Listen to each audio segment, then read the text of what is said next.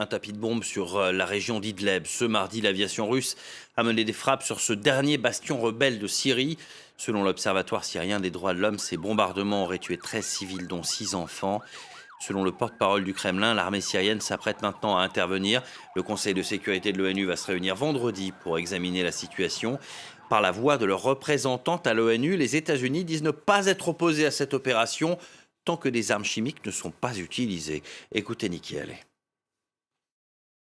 Le peuple syrien a vécu trop d'horreurs. C'est une situation tragique.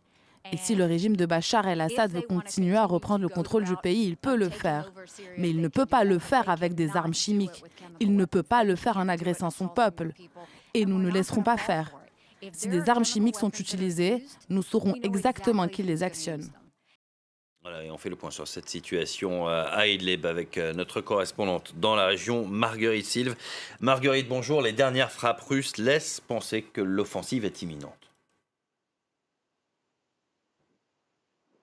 Oui, alors si l'offensive, elle n'a pas été lancée officiellement encore, il s'agit bien d'une reprise des combats et il pourrait s'intensifier dans les prochains jours, l'armée syrienne étant déterminée à récupérer l'ensemble de son territoire, Idlib étant le dernier grand bastion djihadiste au nord-ouest du pays. L'aviation russe qui soutient l'armée syrienne, elle a donc visé hier le sud et le sud-ouest de cette province, tenue par des groupes rebelles et djihadistes, et selon l'OSDH, ces raids étaient une réponse à des frappes rebelles de la veille qui ont fait 3 morts contre des positions du régime à l'attaquer, le fief de la famille Assad. Selon l'OSDH, les frappes, elles ont ciblé 24 régions et tué 13 civils, un bilan qui pourrait s'alourdir et qui suscite des craintes de part et d'autre de la communauté internationale, et ce, à 3 jours maintenant d'un sommet tripartite entre la Russie, la Turquie et l'Iran, les 3 parrains des belligérants, et où ils doivent décider de la teneur de cette offensive qui est maintenant très prochaine. Oui, et il y a de plus en plus d'inquiétudes concernant le sort des civils de cette région. Nombreux sont ceux qui estiment que cette opération est dangereuse. C'est le cas notamment du ministre français des Affaires étrangères, Jean-Yves Le Drian.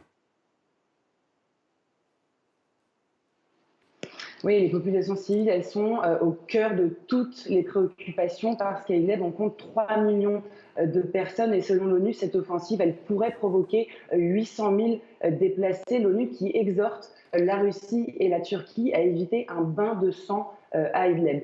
Ces derniers jours, on a entendu les mots de catastrophe humanitaire, ils ont été employés plusieurs fois, notamment par la Turquie, qui craint un nouvel afflux de réfugiés sur son territoire, mais aussi l'Iran. Le ministre des Affaires étrangères, Mohamed Javad Zarif, a déclaré hier vouloir combattre les terroristes avec le moins possible de pertes humaines. Zarif qui s'est entretenu avec le président syrien à Damas lundi, où il a affiché sa détermination en affirmant, je cite, qu'Idlib devait être nettoyé des terroristes.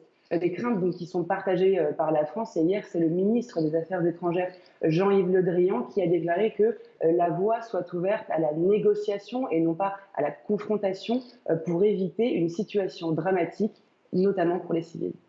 Marguerite Silve, depuis Beyrouth pour France 24. Merci beaucoup, Marguerite.